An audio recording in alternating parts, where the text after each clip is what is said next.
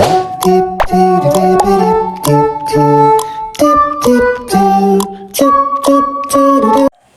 everyone, this is my vlog and my name is Joshua Malacaba, 16 years old. Diyan po pala guys, nagligpit po tayo ng nigaan natin.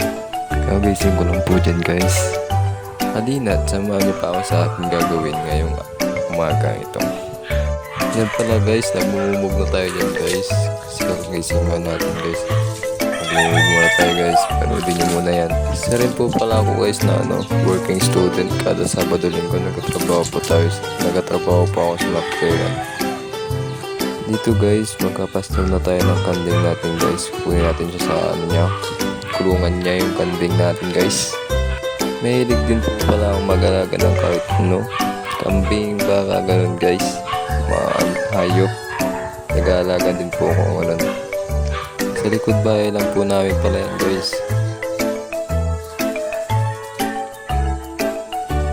Yan po pala guys, dinala po natin dyan sa kabilang bahay natin po yan guys. At ipapastol na po natin dyan. Dito guys, magigib na ako ng tubig na pangligo ko po guys, para sa pagpasok ko po. Dito po ay nagigib na po ako ng pangligo ko guys.